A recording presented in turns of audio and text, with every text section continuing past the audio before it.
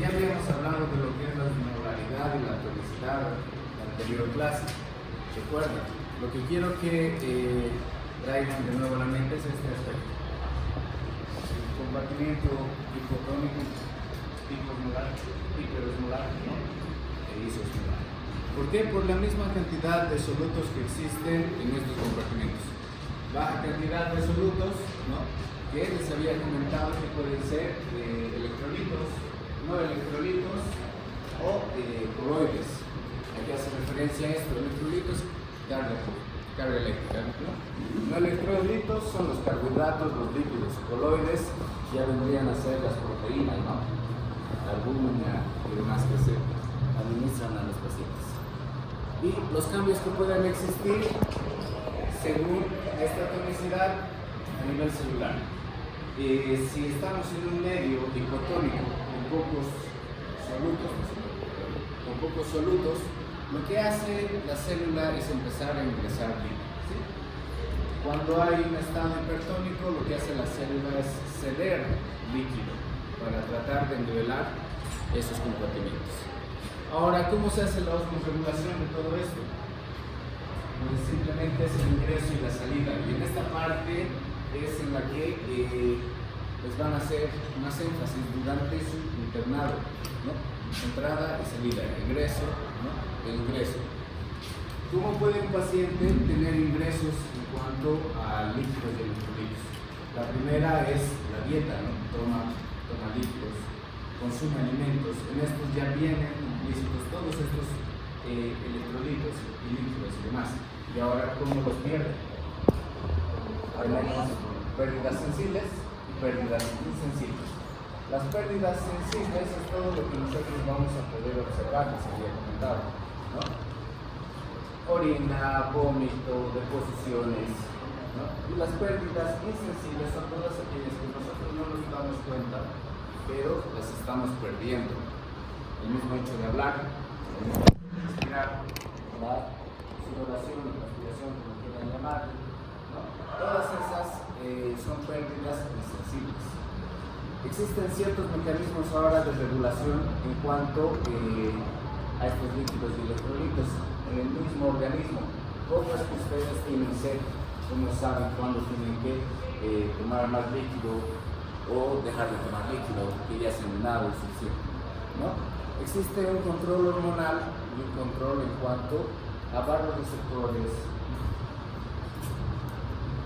que les voy a ir explicando.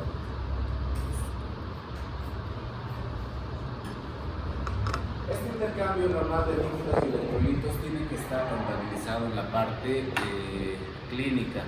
Por decir, cuando ustedes vayan a hacer sus prácticas, o que ya estén haciendo, les han debido decir que tienen que hacer un balance hídrico, ¿cierto? Sí, no. El balance hídrico simplemente es eso. Son los ingresos y los egresos. Ahora, ¿cómo yo hago todo esto? ¿Cómo saco el balance hídrico? Se hace una contabilización de todo lo que ingresa. Esto en pacientes más que todo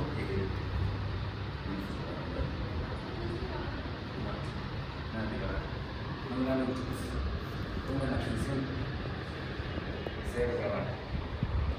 Entonces, ingresos y ingresos. En la parte de los ingresos, cuando el paciente está hospitalizado, se toma en cuenta desde el desayuno.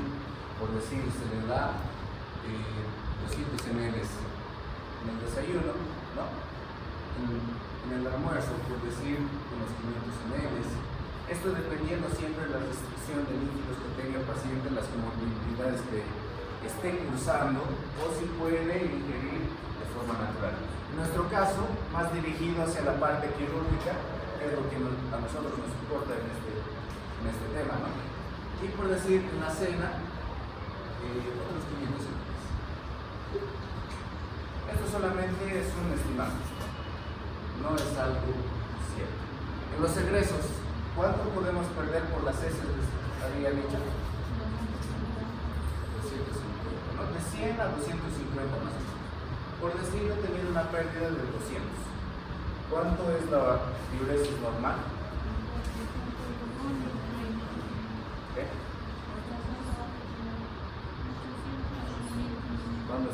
hablando de oliguria. ¿Dónde está la lista? ¿Lista? 30-50 ml kilogramo peso. Por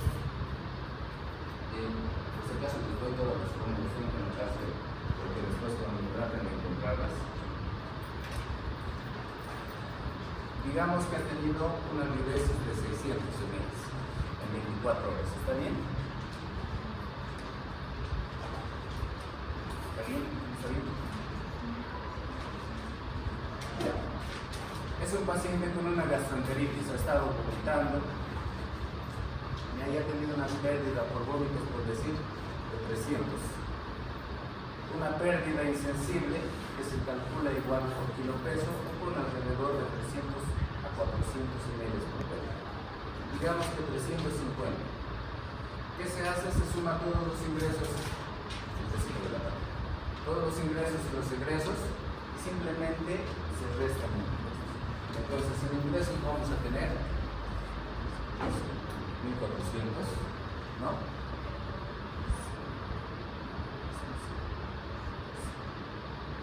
1450. Simplemente lo que ustedes van a hacer es restar estos dos y nos va a dar un déficit de 50 ml.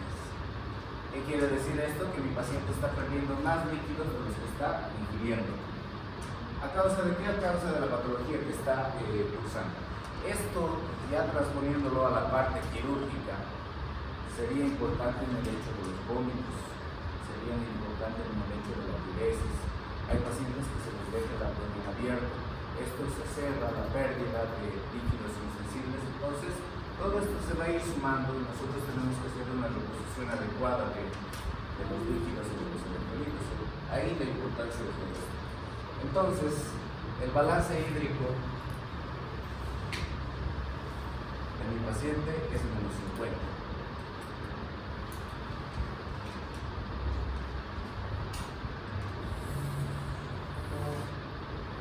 Negativo es bueno, positivo es malo. ¿Por qué? Cuando tienes más pérdidas, ¿no? Estás eliminando todo lo que ha ingresado. Pero si haces retención de líquidos, tu cuerpo empieza a edematizarse. Eso en relación a los pacientes internados.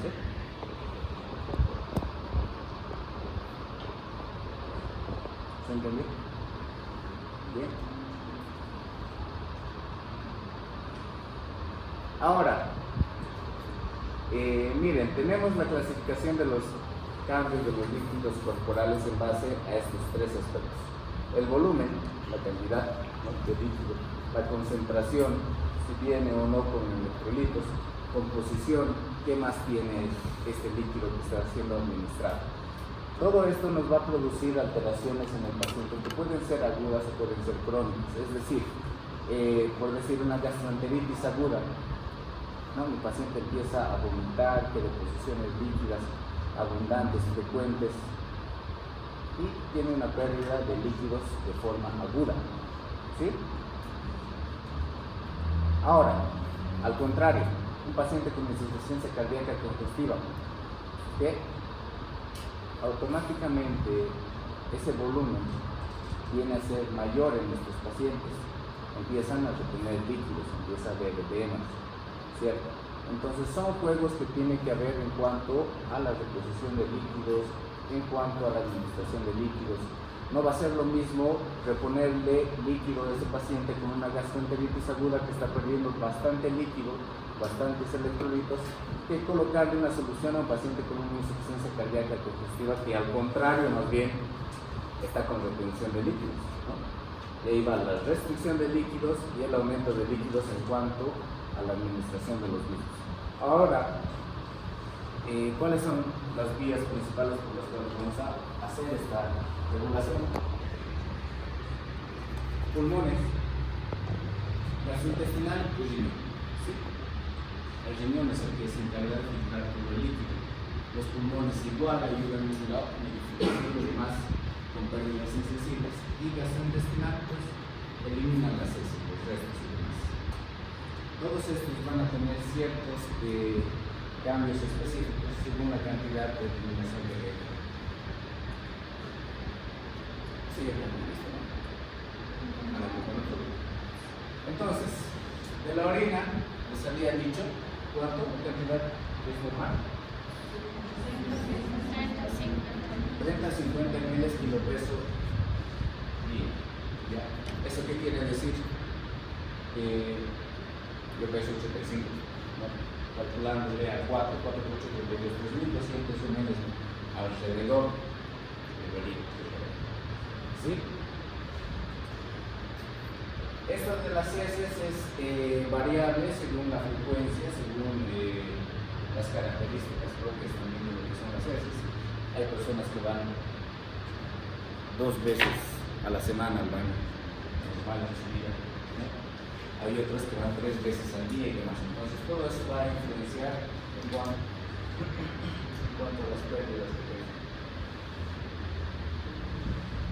¿Cómo se regula eso a nivel sistémico? Les estaba comentando que tenemos 2 puntos, los vasoreceptores y los osmoreceptores. Estos van a ir regulando la cantidad de líquido que hay, que son los vasoreceptores, y los osmoreceptores en cuanto a la concentración de líquido que está circulando. Los vasoreceptores, se encuentran en lo que es el callado aórtico, que está acá, y se encuentra en la bifurcación de la orina. Esos 2 puntos principales se ven de los vasos grandes, ¿no? Estos, ¿qué van a hacer? Simplemente cuando la sangre o la bulimia pasa a través de estas paredes, estos vasoreceptores van a captar la tensión que está originando la cantidad de sangre que está pasando a través de ellos, y según eso van a mandar notificaciones hacia el cerebro que nos van a decir si está adecuado o si está en menor cantidad. Y los osmoreceptores, osmolaridad. ¿Cuánto es la osmolaridad normal? ¿Sabe? ¿No sabe? Aquí hay alguna variación. De 275 a 290. En el Schwartz está de 280 a 300. Lo que diga el Schwartz es lo que se hace, ¿ok? Lo que digan los libros que están dentro de su bibliografía es lo que se hace. O sea, que si ahí dice eso, se utiliza eso. ¿Está bien? Esa es la osmolaridad que existe, 290 miligramos. Si esta osmolaridad baja, entonces manda señales para empezar a secretar vasopresina y demás, y se empieza con una antidiurética y se empieza a retener más líquido, se empieza a tener sed y demás cuestiones que son respuestas fisiológicas del organismo, ¿no? ¿Dónde están estos osmoreceptores? En ese lugar, muy importante. Tenemos otros receptores más. Otros receptores más a nivel de riñón, a nivel de la arteria ferente, que también nos va a dar valores según la distensión que se vaya a producir en esta arteria. Si la bulimia de este paciente es adecuada, pues nos va a indicar, o nos va a dar datos de no conseguir líquidos. Si está disminuye, va a aumentar la sed, la vasopresina, hormona antidiurética. Otros, en la aurícula derecha tenemos también otro vasoreceptor que va a liberar el respectivo naturaleza de acuerdo al llenado en el de la orina. Ya la aurícula como un receptor que va a captar lo que es la recarga, nos va a indicar si está con el llenado adecuado o no.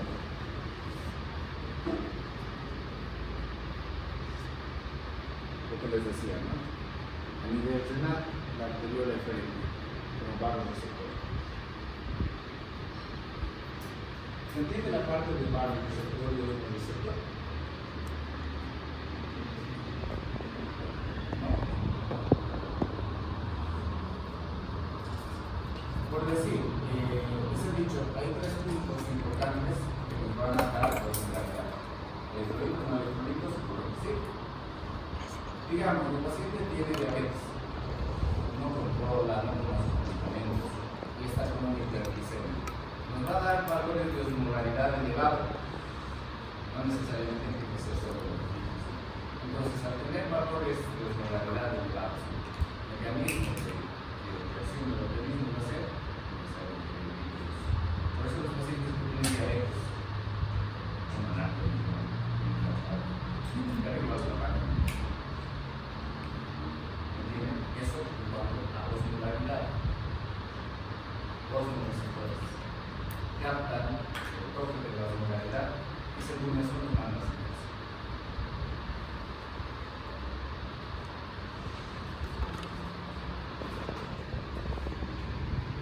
nivel Michel.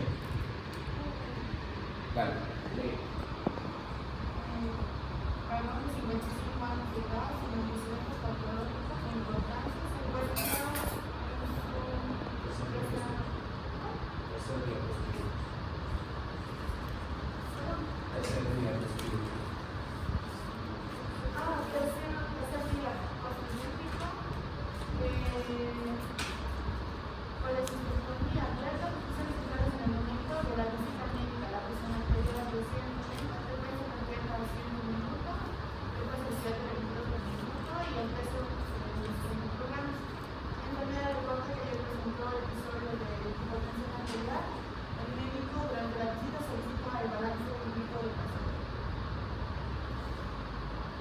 llama la atención de esto?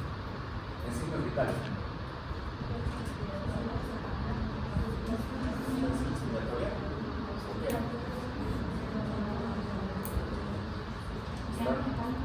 Está normal, bien empezado signos vitales de primer clase. Frecuencia respiratoria está normal. La presión, ¿qué les parece? Está baja. ¿Está alta? Baja.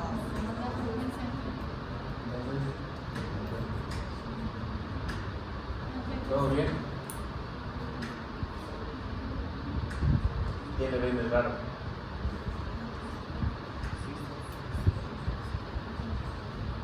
Cuando se hacen las visitas médicas y nos presentan al paciente, que ustedes les va a tocar presentar, un punto importante es los signos vitales. Los signos vitales nos van a dar un pantallazo del estado actual del paciente para poder ver cómo actuar, cómo iniciar nuestro tratamiento. Si vemos estos signos vitales 100, 80, está bien, dentro de parámetros. 22 de frecuencia respiratoria también está bien. Pero acá, la frecuencia cardíaca, ¿qué les dice? Está en el límite superior, ¿no? Entonces, hay una respuesta compensatoria de la siguiente clase vamos a hablar sobre eso. Y el antecedente de un estado de hipotensión. Si tienen un paciente postquirúrgico hipotenso, ¿qué es lo primero que tienen que pensar? Es un paciente que van a operar y se le baja la presión. Pónganse ustedes son el médico de guardia y tienen que tomar conducta. ¿Qué harían? Posoperatorio. Ese paciente ha venido para cirugía programada. O sea que ha venido con todos sus valores estándares normales. Lo primero que tiene que pensar entonces es en sangrado. Si ha tenido un episodio de hipotensión, entonces posiblemente haya tenido una pérdida de líquidos. Este paciente es necesario realizarle un balance hídrico. A ver, realicen.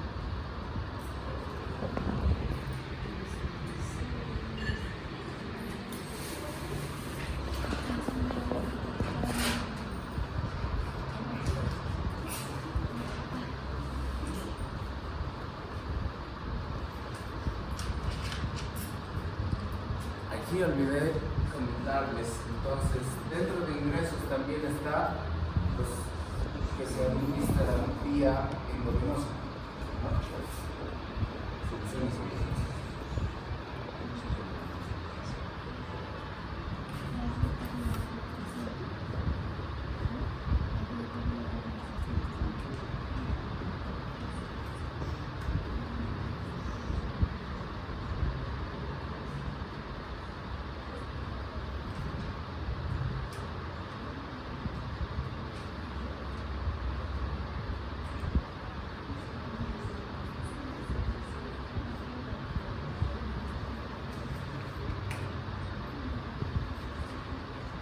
¿Cómo haría? Miren, líquidos ingresados ya tenemos una suma de 1000, ¿no? Entonces, ingresados, vamos a ver. Dieta vía oral, si le están calculando 1000 para 24 horas, a este paciente le están dando una cantidad mínima. ¿Cuánto es la dosis normal? De 30 a 50 ml kilogramo peso. Es decir, para mí, por decir, tendría que ser los 3000 ml como mínimo en 24 horas que deberían estar administrando de líquidos. Pero estos 3000 ml en líquidos tienen que corroborar junto con la dieta vía oral. Es decir, si en la dieta vía oral le van a dar 1000, entonces no me darán por los 3.000 ml porque me van a sobrecargar de líquidos. Y eso en pacientes con comorbilidades, enfermos renales, cardíacos y demás, los va a llevar a alterar, los va a enfermizar, van a producir, qué sé yo, edema, ¿no? Derrames y demás. Entonces, tienen que llegar a calcular más o menos cómo sería. Si fuera para un paciente de 70 kilos, digamos que siempre es el tope, el clásico es con el cual se utiliza, entonces estaríamos hablando de unos 2.000. Pero en este caso, en un paciente con hipotensión previa y que le han puesto 1.000, están simplemente manteniendo los niveles más bajos, es decir, la respuesta no ha sido adecuada en cuanto a las características del paciente. Si el paciente ha hipotensado después de la cirugía, primero hay que buscar el origen, ¿no? Por decir, sangrado. Ya. Encontramos el sangrado, tenemos que hacer la reposición de líquidos. Por 1.000 ml no me están recomiendo nada. Dieta vía oral, otros 1.000 ml. Ha presentado catarsis y ha tenido una diuresis de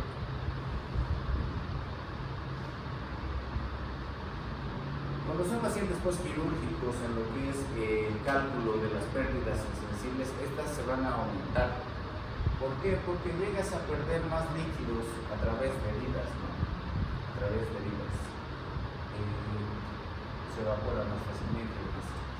Entonces, en pérdidas insensibles, si en este paciente hemos calculado con 350, en un postquirúrgico estaríamos hablando de unos 600 ml.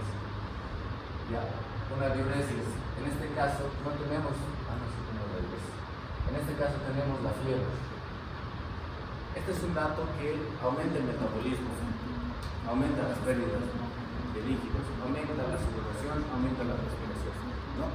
Que también va a repercutir en esto de acá, en las pérdidas. Entonces, estaríamos hablando de una mayor pérdida.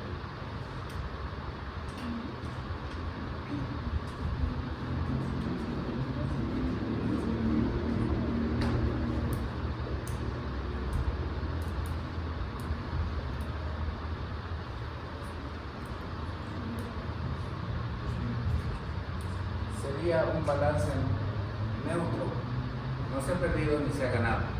Esto en este paciente es, bueno,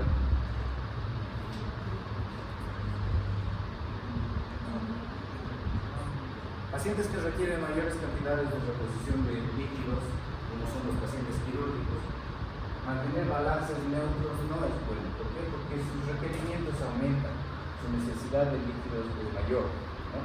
Entonces, no es bueno mantener ese tipo de balance en un paciente postquirúrgico. ¿Se entiende la idea?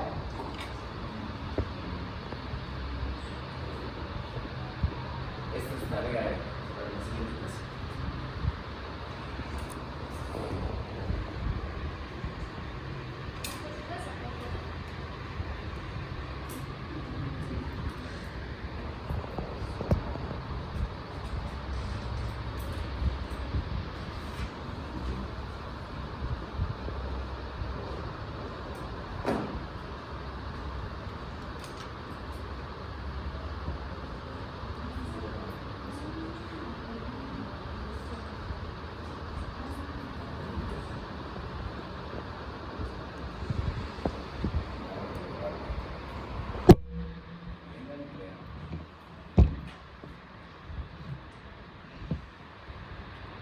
Ahorita lo que hemos hablado simplemente es líquidos, la regulación en cuanto a nivel de osmolaridad, los centros reguladores que tenemos en el organismo, que son las respuestas que va a tener nuestro cuerpo con los déficits de líquidos, con los déficits de los electrolitos que podamos llegar a tener. O sea que es solamente la parte normal.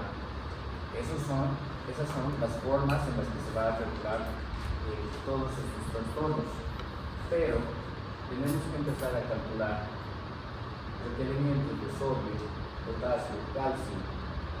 Ya hay otro más que acá no les puse, que también es muy importante, que es el magnesio. ¿Ya? Si bien existen cantidades muy pequeñas, no es tan difícil de reponerlo, ¿no? Y las pérdidas no son tan frecuentes. Al momento del metabolismo del potasio es muy importante. Si tenemos valores bajos de magnesio y potasio, por más potasio que le demos al paciente, nunca va a regularizar esos valores. ¿Esto qué es?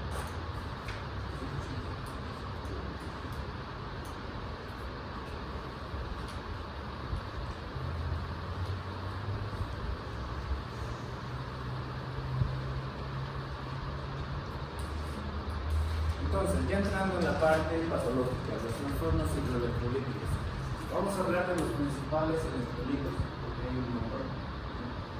Y bueno, vamos a priorizar los más importantes. El potasio. De inicio habíamos hablado que el potasio se encuentra en tres compartimentos: intracelular, intersticial y extracelular. En el intracelular se encuentra el medio celular, en el extracelular entre 3.5 a ¿cuánto? 4.5. Esos valores no los tienen que cuenta, son los valores normales del potasio. Entonces, cuando nosotros tenemos un potencial de acción, el mismo hecho de mover su brazo, que se yo, mover su espalda, lo que ustedes quieran, produce una cadena en cuanto a la bomba de sodio y potasio, ¿no?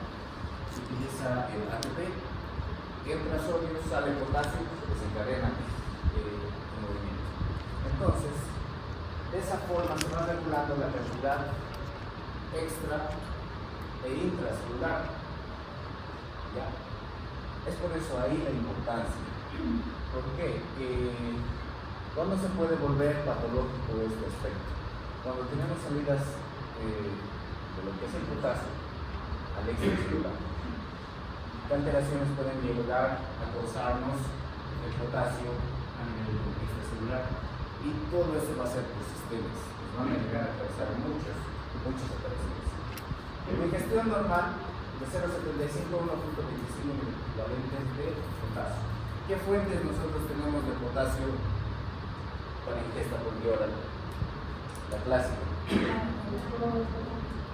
Todo verde, ¿no? Entonces, de todo lo que nosotros consumimos en cuanto a potasio, es que se encarga de la eliminación de las de riñón, el que se encarga de mantener los valores normales. Ya, existiendo siempre esa regulación en cuanto a la cantidad intracelular y la extracelular. Les había comentado 150 equivalentes de lo que es el potasio intracelular, ¿no? 3.5, 4.5. Esto es lo que me llamo 4 veces. Es importante.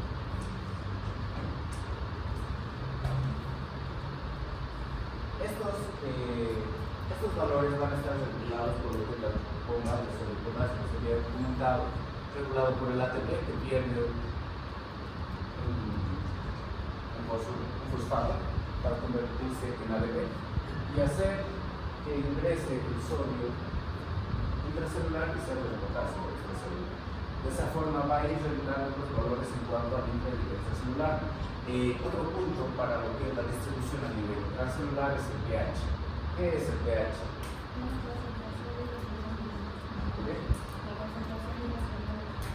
Bueno, potencial de proteínas, ¿no?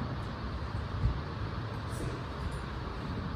Este nos va a determinar también la cantidad de potasio que va a ser manejable en el extracelular, dependiendo si se habla de una acidosis o de una neurosis. Nos va a dar datos de salida e ingreso a nivel extracelular o intracelular. El bicarbonato, de igual forma, se va a encargar de regular lo que es el potasio, su ingreso a nivel celular.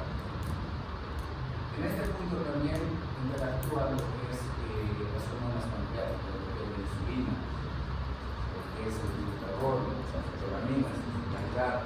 ¿Por qué les estoy hablando de esto? A nivel de las hormonas pancreáticas, cuando yo tengo un paciente con una hiperpotasemia, ¿no? Con un potasio elevado, por decir está con 6 mil equivalentes, tengo que saber cómo puedo regular ese valor del potasio para que ingrese a la célula o para que se elimine por el riñón. Y son estos tres puntos por los cuales nosotros vamos a poder regular ese aspecto de la nutrición, de lo que es en realidad la hipertensión. A nivel de las hormonas pancreáticas, la insulina se va a encargar de agarrar ese potasio e ingresarlo a la célula. ¿Ya? Pero ¿cómo hacemos eso? Se le da bolos de insulina más glucosa. La insulina metaboliza la glucosa, ¿cierto? Entonces, si no tengo glucosa, en vano no voy a dar también insulina. El glucagón tiene sus efectos en lo que es el potasio, no están bien delimitados, pero también es importante en lo que es. De las catecolaminas, el sistema beta-adrenérgico es el más importante para el hecho de una respuesta rápida en la regulación de la hiperpotasemia en los pacientes. ¿Qué quiero decir? Un paciente está hiperpotasémico, empieza a tener alteraciones cardíacas, intestinales, musculares, sintomatología ya avanzada de una hiperpotasemia. ¿Cómo hago para bajar ese potasio de forma rápida y evitar que ese corazón que está empezando con arritmias me haga un paro? Los beta-adrenérgicos, lo que usan los asmáticos, ¿recuerdan?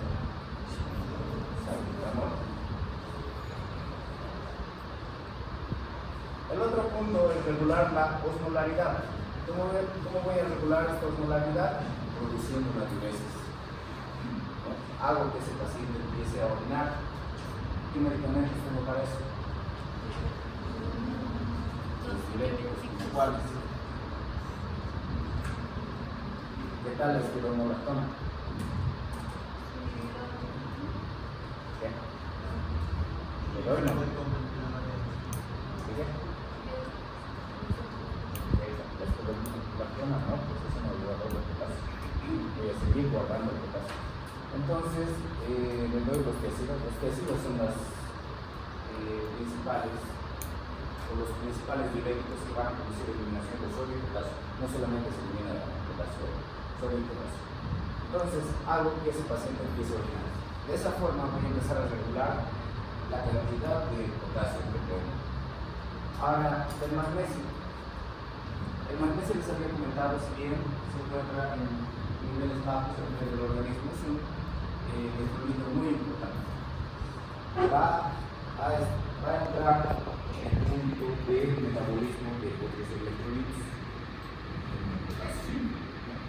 Y ahí radica su importancia. Ahí radica el hecho de saber hacer una reposición adecuada de electrolitos, saber en dónde es que se encuentra más y cómo es que se puede administrar. Miren, 25 miligramos.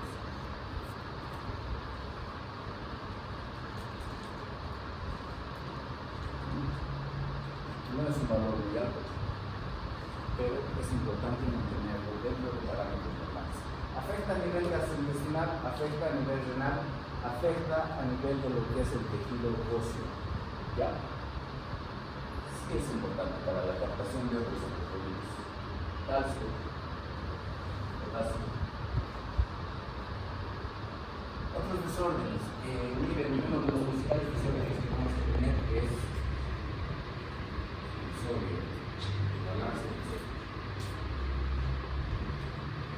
Este es el principal electrolito extracelular, ¿recuerdan? ¿Cuánto es su valor? ¿Cuánto? A ver. ¿Dónde estás, Mabel? ¿Cómo es?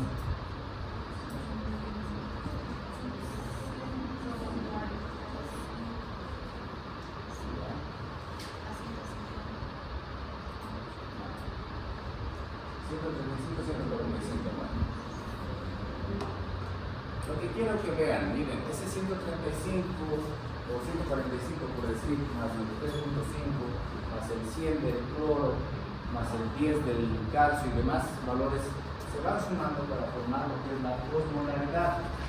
¿Ya? La osmolaridad va a ser un punto de regulación de nuestro organismo para ver la cantidad de líquido que necesitamos.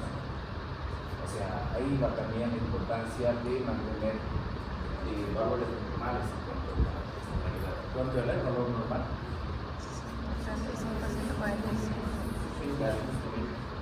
¿Katia? ¿Katia? No, de la osmolalidad.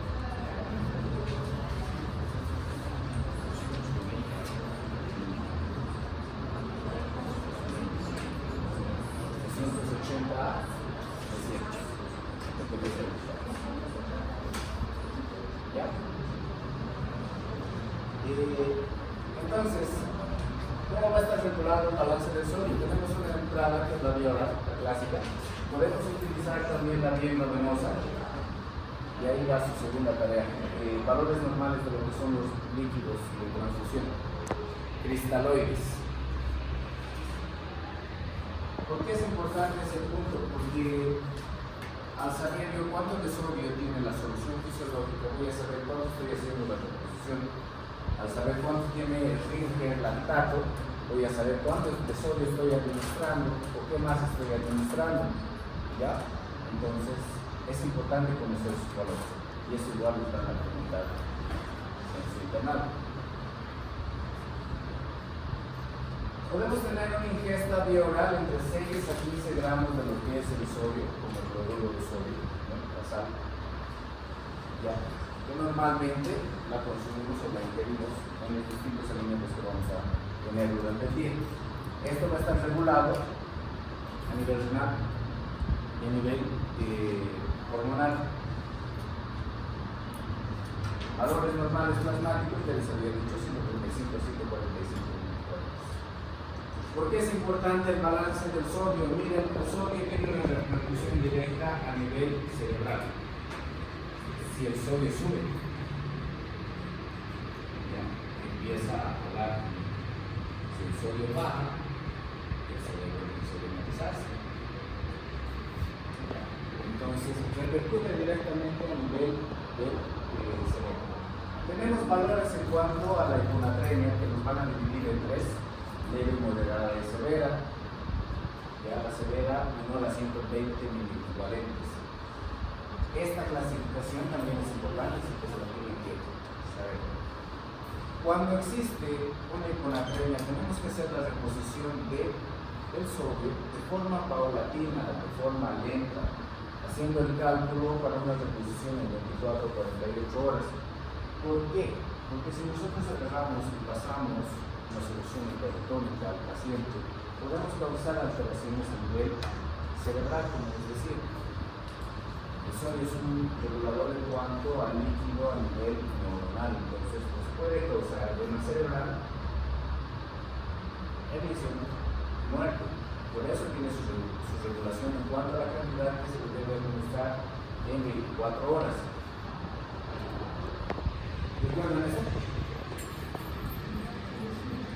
Hipotónico, ¿no? Hay un hito afuera. Isotónico, igual adentro que afuera. Hipertónico, más afuera que adentro.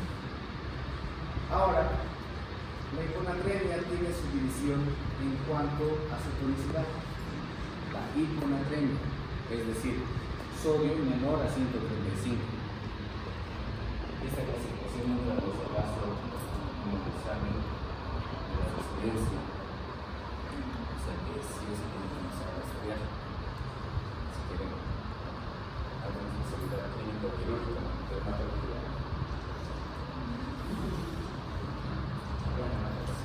Entonces, la hiponatremia se va a dividir en hipotónica, isotónica e hipertónica.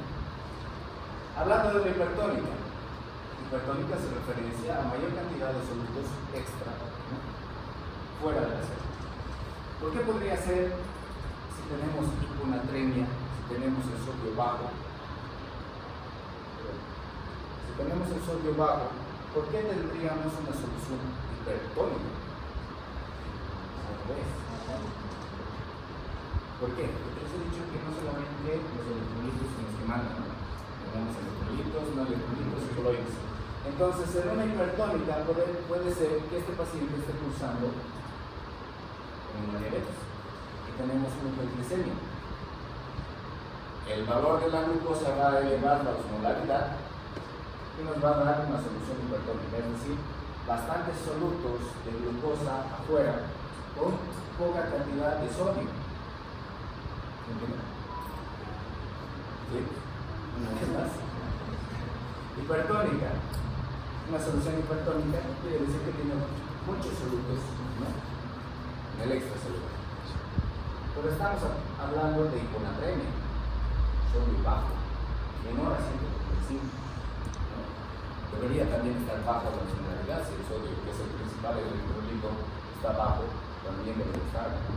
Pero no solamente los electrolitos nos van a dar la tonicidad, también nos dan las proteínas, las grasas y la glucosa. Entonces, en este paciente hiperglicémico, por decir, estoy con 500 de glicemia, ¿no?, y he estado orinando y perdido sodio. Pero, cuando hacen el estudio de la gasometría, la solución reporta solución hipertónica, a expensas de la glucosa. Isotónica, es decir, olores normales, regulares, tanto afuera como adentro. ¿Por qué tendría que estar igual si mi sodio está bajo? Y es el principal electrolito. Acá interactúan igual las proteínas y las grasas. ¿Sí? Esos van a mantener los valores normales de la osmolaridad y nos van a dar resultados que no son acordes a la patología del paciente. El paciente tiene poco sodio, pero está con osmolaridad normal. Y solución hipotónica o una hiponatremia hipotónica. Esta en realidad es la verdadera. Así debería ser, ¿no? Si tenemos bajo lo que es el sodio, deberíamos tener bajo lo que es la tonicidad. ¿Sí? Y aún esta se divide en tres: hipervolémica, isovolémica y hipovolémica. ¿Qué es la volemia? Víctor, ¿dónde estás? ¿Qué es la volemia?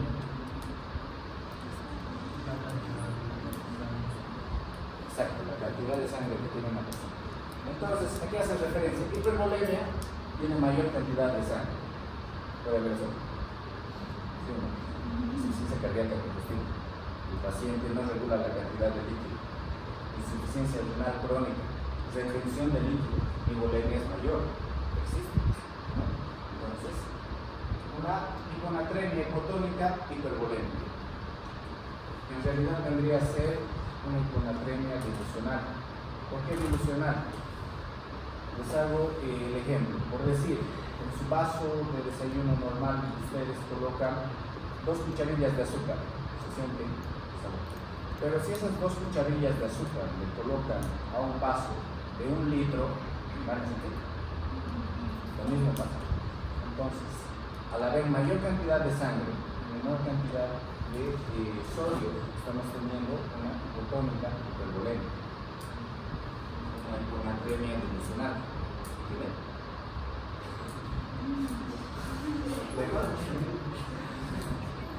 ¿Sí? Isovolémica, misma cantidad normal que debería de tener de sangre, ¿no?, pero con el sodio bajo. Esto ya se debe a otras enfermedades, como el síndrome de déficit de secreción del ADH, ¿no?, que nos va a dar estos valores. Entonces, no es muy común. Hipovolémica, que en realidad es la que es más frecuente, se va a dar por 2 trastornos, renal y extrarrenal. Esta sí es la más frecuente, ¿ya? Tenemos entonces un sodio bajo, ¿no?, con una tonicidad también baja y una cantidad de sangre baja. Causa renal. El paciente está orinando más de lo que debe, se le están dando antibióticos, tiene alguna afección renal, enfermedad, qué sé yo, que está produciendo que se eliminen más líquidos. ¿Sí? Ácido celular y demás trastornos renales que pueden existir. Extrarrenal, ¿qué puede ser? con más frecuencia a nivel intestinal, ¿no? Entonces mi paciente está vomitando, con deposiciones líquidas, está perdiendo volumen, está perdiendo electrolitos. Cuando un paciente vomita, el electrolito que más se pierde es el potasio, ¿ya? Y también el sodio, nunca van solos. Y si tiene deposiciones líquidas, pues sodio. Y ahí va. Renal, extrarrenal, que vendría a ser entonces una hiponatremia, hipotónica, hipovolemia. ¿Entienden? Sí, más o menos. Esta tablita de aquí es sumamente importante.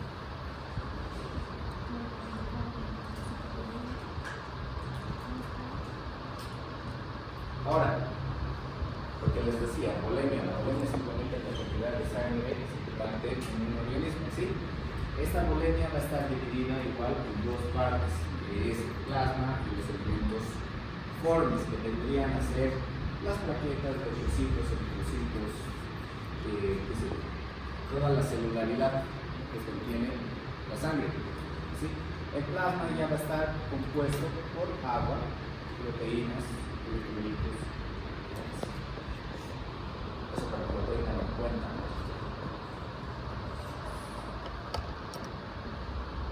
Ahora, ¿cómo se hace la reposición? Hemos hablado de lo que es la hiponatremia.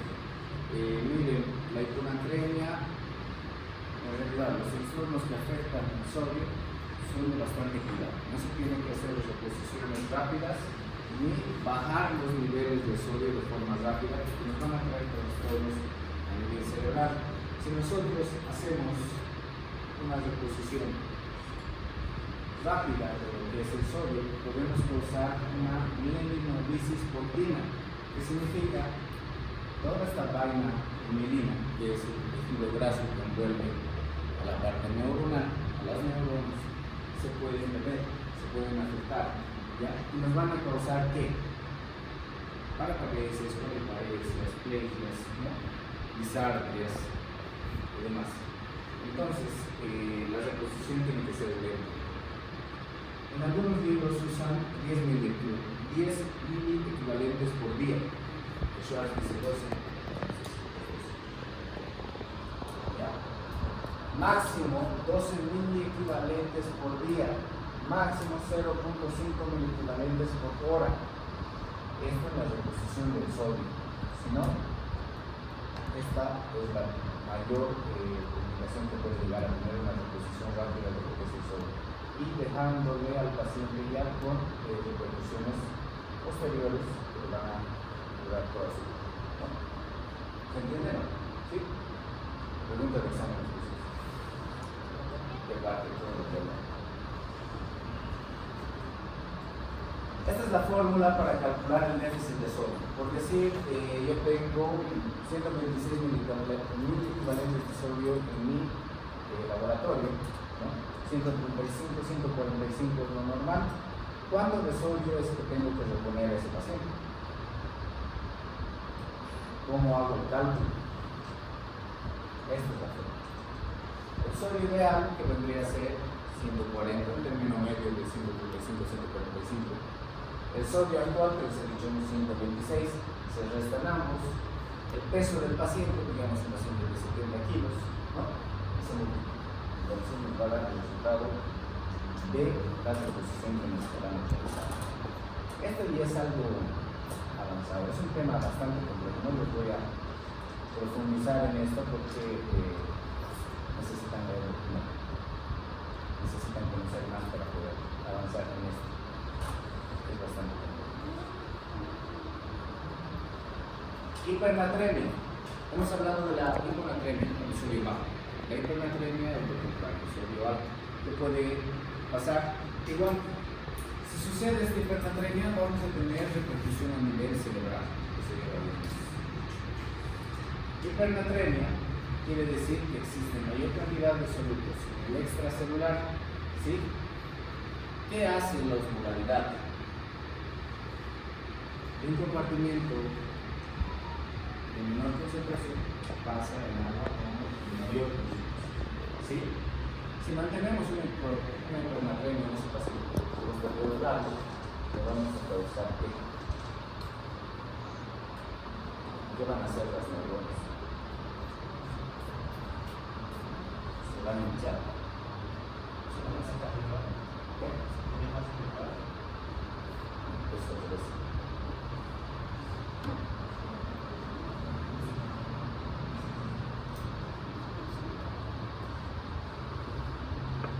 Lo que es importante hacer hincapié en este punto, miren, cuando tenemos pacientes con edema cerebral en el área ya de cirugía, en la atención de los pacientes en emergencia, vienen tequeados, ¿no?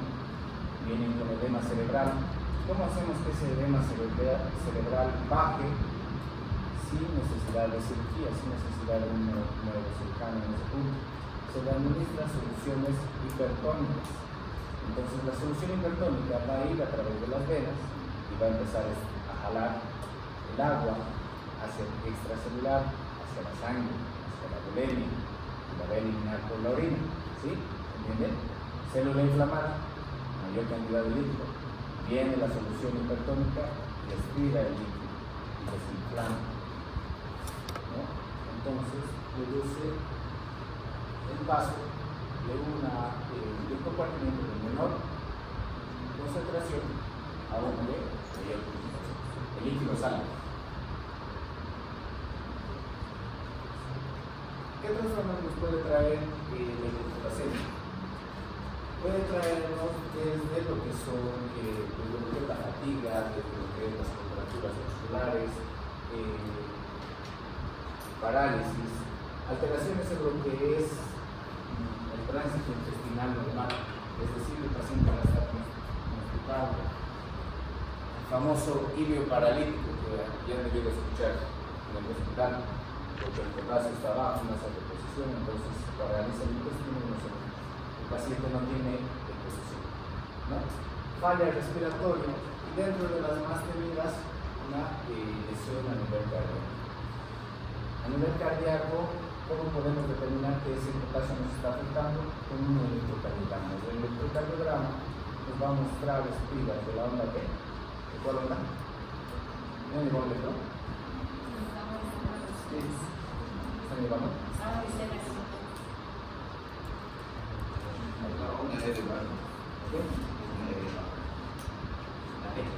La T es la que se va a poner en espiga, ¿ya?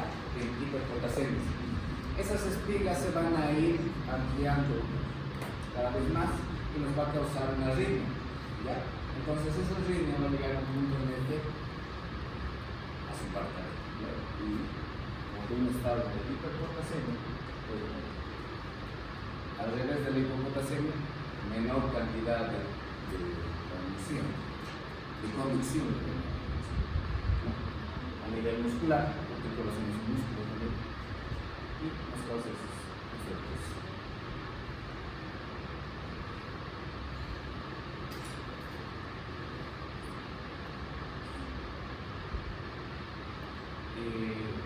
El principal regulador de lo que es el potasio es el riñón. Es el que se encarga de eliminar. ¿Sí? Esto en base al metabolismo con el cual está funcionando también el paciente. El pH es muy importante para ver si se regula o no se regula. Estados de acidosis pueden hacer que el potasio salga al extracelular y se pierda. Enfermedades renales pueden producir que el potasio se elimine. Fármacos. Los diuréticos, hemos visto que los diuréticos van a causar una represión no solamente del potasio, sino también de todo el resto de los electrolitos, causando una hipopotasemia, ¿no? Entonces, ¿cómo sabemos cuáles van a ser las causas de la represión del potasio? Extrarrenal, por la parte metabólica, y renal, por las lesiones renales o medicamentos que ocurren en esto, causando la pérdida tanto de líquidos como de electrolitos. El tratamiento. El potasio no es tan complejo, no es tanto el miedo de causar lesión a nivel cerebral, pero sí hay que tener cuidado.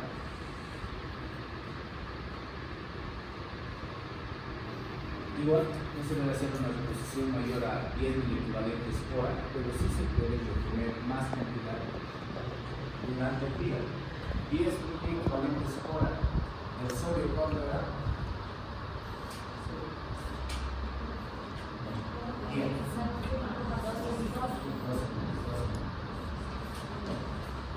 Entonces, en lo que es la reposición del potasio tenemos dos vías. La vía endovenosa y una vía oral.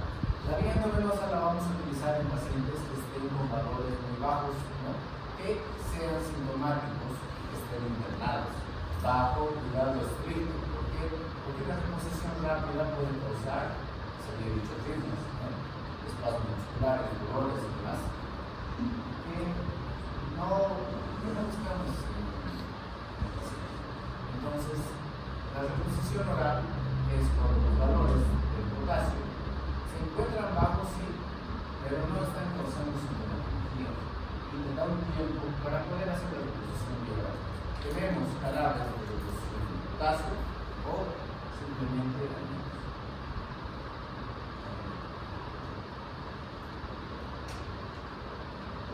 Y en la hiperpotasemia, 3.5 4.5, entonces arriba de 4.5 se considera elevación de potasio. Como sabemos, se encuentra mayor cantidad de lo que es el nivel intracelular. Esto también nos afecta a nosotros. En el área de cirugía manejamos pacientes politraumatizados y pacientes quemados. Pacientes politraumatizados, ¿qué lesiones pueden tener? Por decir, accidente de tránsito, un motociclista, choque frontal, fractura de fémur, ¿no? Pesado y qué sé yo. Entonces, cuando hay lesión muscular, lesión celular, se produce la salida de lo que es el potasio hacia la lesión celular. Ese potasio empieza a circular dentro de lo que es la polemia y causa alteraciones que debemos prever en el momento de la atención del paciente. Es decir, hay que solicitar los electrolitos séricos para ver cuáles son sus valores y ver si existe la necesidad de hacer una disminución de estos o una reposición, ¿no? En pacientes quemados, imaginen un 40% de superficie total corporal quemada. Ese 40% significa miles, millones de células que se han roto, que han vertido ese potasio a nivel de lo que es la bolemia y que van a tener una repercusión a nivel sistémica después. Entonces hay que tener en cuenta todos esos aspectos en cuanto a la hiperpotasemia y sus valores intracelulares que pueden afectar extracelulares, ¿no? Ya la hiperpotasemia puede llegar a causar sintomatología gastrointestinal, neuromuscular, la más importante,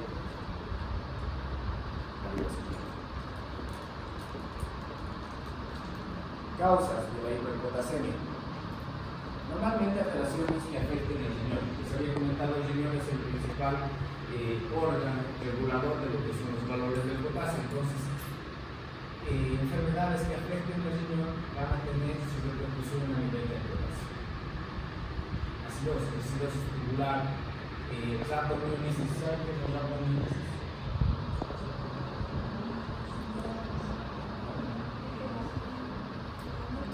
Destrucción del tejido muscular. Lisis tumoral, pacientes quemados, como les había dicho. Es muy raro que exista la ingesta excesiva de lo que es el potasio. Trastornos neurológicos tal vez podrían llevarte a eso, pero no es muy frecuente. ¿Cuál es el manejo entonces de estos pacientes? Debemos de hacer que ese potasio entre dentro de la célula o se elimine a través de lo que es la orina. Para introducir a la célula les había comentado de lo que es la insulina y la glucosa. Entonces se hacen bolos de insulina y glucosa para poder ingresar ese potasio a nivel intracelular. El calcio sí se le da al paciente con hiperpotasemia para hacer una producción a nivel cardiovascular y evitar esas arritmias que nos pueden matar al paciente. El bicarbonato también ayuda a lo que es el ingreso de potasio a nivel celular, ¿ya? Y los agonistas beta-adrenérgicos. Entonces el calcio, como les decía, para cuidar el corazón, el bicarbonato para ingresar lo que es el potasio intracelular, la insulina más glucosa también para ingresar el potasio intracelular, y aquí está el beta adrenérgico, ¿no? Los pásicos, el salbutamol, que igual produce una redistribución de lo que es el potasio y ayuda a eliminar. Cuando ya hemos hecho todo esto, es decir, estamos pasando con 8 de potasio, le hemos pasado calcio, bicarbonato, insulinas, glucosa, le hemos pasado salbutamol y demás, y no funciona, el último método que tenemos, o lo último que nos puede salvar es la diálisis, porque el potasio se elimina por el riñón. Es lo último, ¿no? Y con magnesia, el magnesio radica en la importancia que tiene en cuanto al metabolismo de los otros elementos. En cuanto al metabolismo de lo que es el calcio y en cuanto al metabolismo de lo que es el potasio. Ahí radica su mayor importancia del magnesio. Sí, con una dieta diaria normal se puede recuperar los valores. ¿Ya? Y en caso de, esta es pregunta también de residencia. Si tengo el sodio bajo, el potasio bajo, el calcio bajo, el magnesio bajo, todos los electrolitos, el fósforo, ustedes quedan bajos. ¿Cuál es el primero que se pone?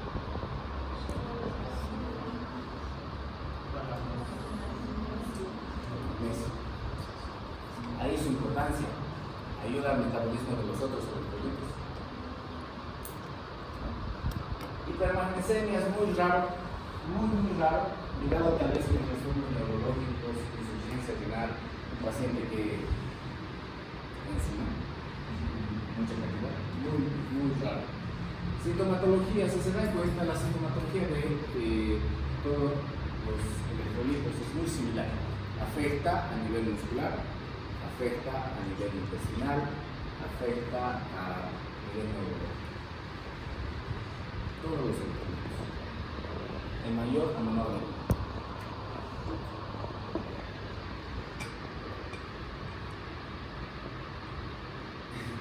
Tratamiento de la hipermagnesemia, entonces podemos utilizar lo que es el gluconato de calcio, retirar lo que es la fuente de ingreso del magnesio, porque por algo está llegando ahí. No es normal que el magnesio sea o se llegue, ¿no?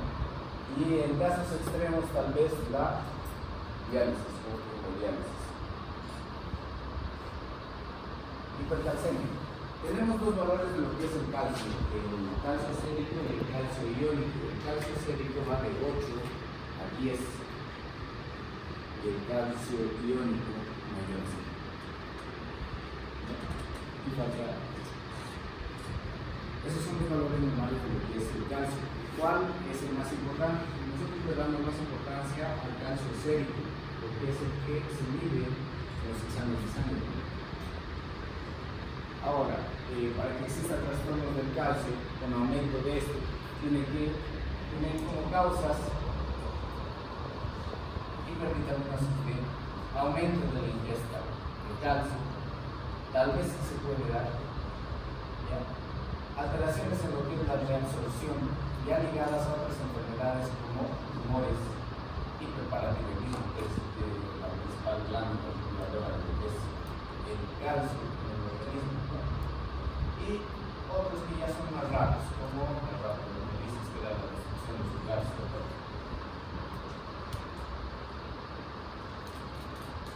En la sintomatología, entonces les había comentado que a nivel neuromuscular afecta igual contracturas musculares, dolores articulares, a nivel intestinal, náuseas, vómitos, dependiendo de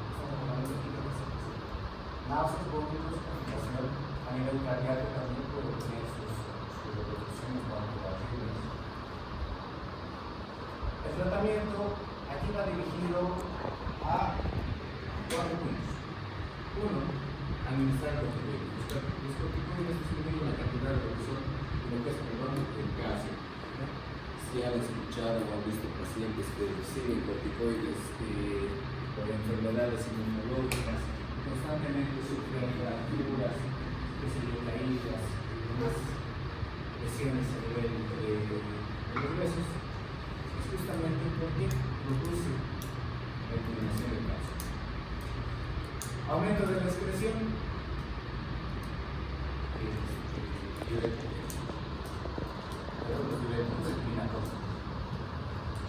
disminución de la resolución,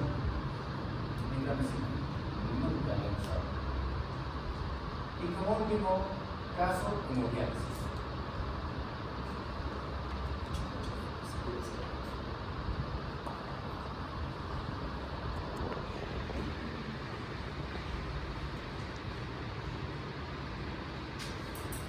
¿Hasta qué hora? 15 minutos. 10, 8 diapositivas acabamos.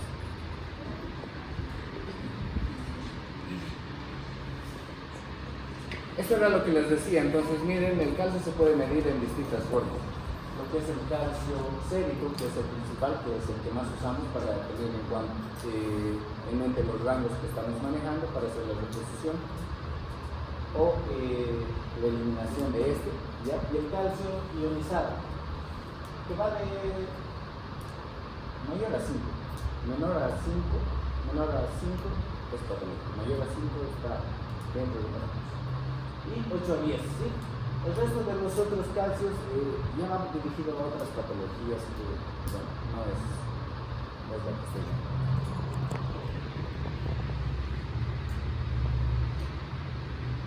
La paratiroides es la glándula principal en cuanto a la regulación de lo que es el calcio. Entonces, alteraciones en esta glándula van a tener repercusiones en lo que es el calcio sérico, la cantidad de calcio que transcurre en el organismo. Otro punto es la insuficiencia renal crónica. La insuficiencia renal crónica, si se han dado cuenta, en cuanto a los electrolitos, es una de las principales causas de alteración. Porque el riñón es el encargado del riñón. Osteomalacia, ya patología ósea, una destrucción de lo que es el hueso, eliminación del calcio. Hipomagnesemia, el magnesio les había dicho que ayuda en lo que es el metabolismo del calcio y del potasio. Neoplasias y alteraciones de necrosis muscular.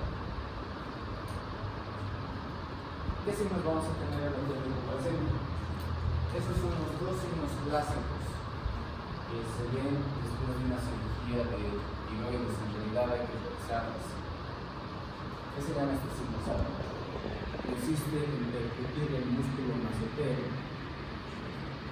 Este es el primero.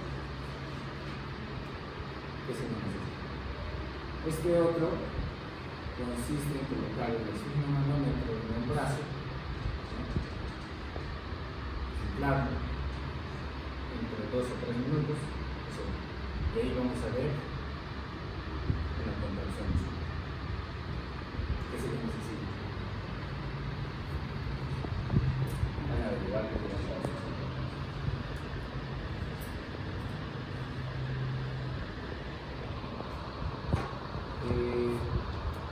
el gluconato de calcio, si tenemos valores muy bajos, valores céntricos muy bajos, sí se puede hacer reposición endovenosa.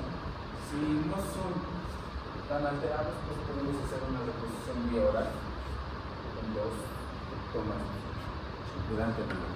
Miren, equilibrio ácido-base es un mundo, es otro tema, es gigante, o sea que nos han encajado con estos 3 temas en una clase completa.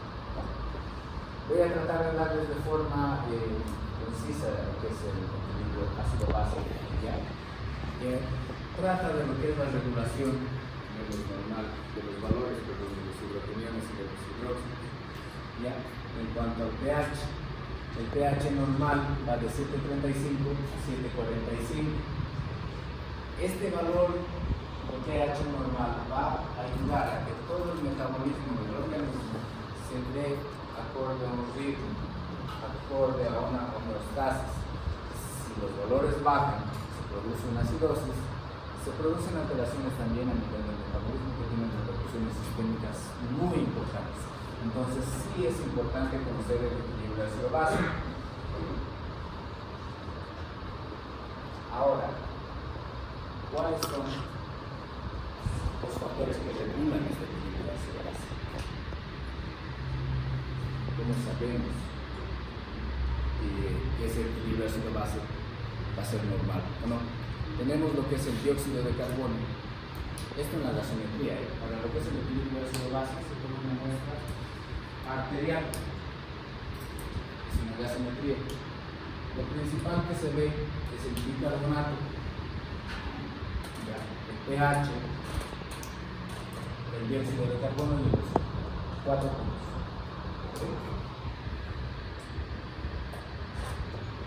Estos 4 puntos nos van a dar idea de las alteraciones que están surgiendo en cuanto al pH. Ahora, para que tengan un nivel, entonces, en cuanto a líquidos, alimentos de masa, la acidez que tienen, ¿no? 135 a 145 el valor normal, ¿sí?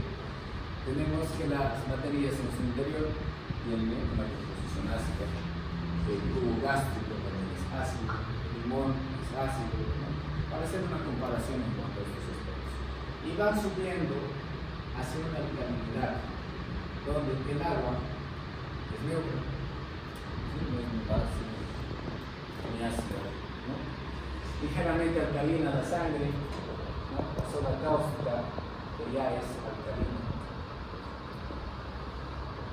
Y bueno, los jaboncillos y demás.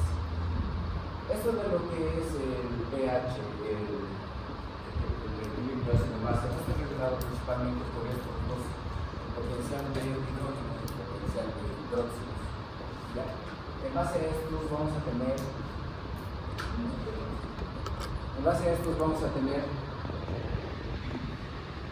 las reacciones a nivel del organismo, a nivel sistémico.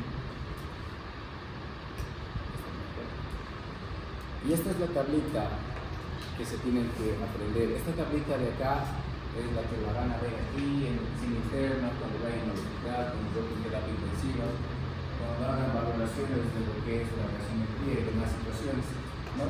Se nos van a dar las pautas para saber cuándo estamos hablando de una respuesta metabólica o de una respuesta respiratoria. Para nosotros poder regular este potencial de hidrogeniones tenemos el riñón y tenemos el pulmón. ¿Ya? El pulmón se encarga de eliminar lo que es el dióxido de carbono o aumentar lo que es el oxígeno, ¿sí? Y el riñón se encarga de nivelar los valores de bicarbonato y en caso de que se produzca una acidosis que no se ha podido solucionar con los mecanismos compensatorios que tiene el organismo a nivel pulmonar, recién influye lo que es el riñón. Entonces, acción rápida, los pulmones. Tenga un trastorno ácido respiratorio, el pulmón es el que trata de solucionar. Si no logra el pulmón solucionar este aspecto, recién viene a actuar lo que es el pulmón. ¿Ya? De lo que es el bicarbonato, el dióxido de carbono, para fijarse y darse cuenta de esto, si estamos hablando de un trastorno metabólico o de un trastorno respiratorio, es este bicarbonato. Si el bicarbonato está alterado, ya estamos hablando de un trastorno metabólico. ¿Ya? Entonces, tenemos una acidosis metabólica, el pH está bajo. ¿Cuánto era el valor normal de pH? Entonces, esto está bajo. Valor normal del dióxido de carbono, 35-45. Si está bajo, acidosis. Hasta ahí estamos quedando en que esto es una acidosis. ¿Cuándo decimos que es acidosis metabólica? Cuando el bicarbonato de acá también está alterado. ¿Cuál es el valor normal del bicarbonato? 22 a 26. Exacto. Entonces, se dan cuenta, tengo una respuesta metabólica sistémica, se ha afectado lo que es el bicarbonato, y ya estoy teniendo una respuesta tardía de lo que es el riñón. Es decir, que los métodos de compensación respiratorios o pulmonares ya han fracasado. Esta acidosis metabólica ya lo he repetido por mucho tiempo, ya ha llegado a ser sistémica. Para la alcalosis metabólica, entonces el pH, ¿cuánto tendría que estar? ¿Por encima de cuánto? Arriba de 7,45, ¿no? ¿Ya? Con un dióxido de carbono también elevado, y lo que nos da la respuesta metabólica es el bicarbonato. Ahora, la acidosis respiratoria y alcalosis respiratoria pueden ser fácilmente compensados por el organismo a través de la respuesta rápida que son los pulmones. Si tenemos una acidosis respiratoria, tenemos un pH bajo, menor a 7,35, con un dióxido de carbono elevado, mayor a 45. Entonces, si está mayor a 45 y el pH está bajo, tenemos una acidosis respiratoria. Y acá el bicarbonato está normal. Sobre respiratorio. Alcalosis. Tengo un pH alto. ¿Cuánto es? Arriba de 7,45. Un dióxido de carbono menor a 45. Y mi bicarbonato normal. Entonces solamente respiratorio. Estos son los 4 trastornos clásicos de los que es el equilibrio ácido-base. Lo que tiene que tener que grabarse entonces es los valores del pH, el valor del dióxido de carbono, el valor del oxígeno y el valor del bicarbonato. Esos 4 puntos son importantes para hacer la determinación de lo que es el balance.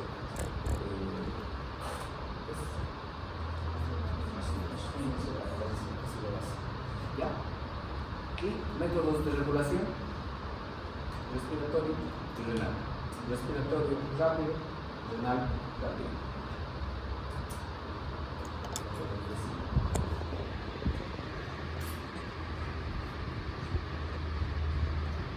El riñón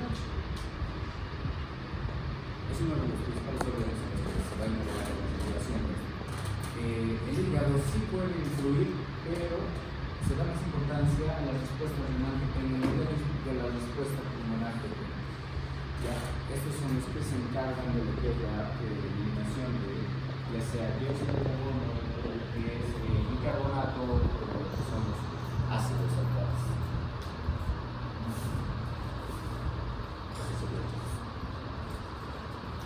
Preguntas, dudas. Aquí les tiene que quedar 1.000.000 de dudas.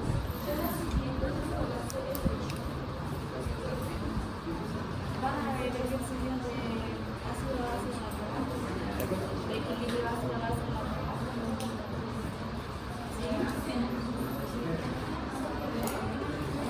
Lean el libro, traten de entenderlo. Y para la siguiente me preguntan, que van a tener muchas dudas. Yo les he tratado de explicar así, bonito, como para que entiendan, pero a ver, lean el libro.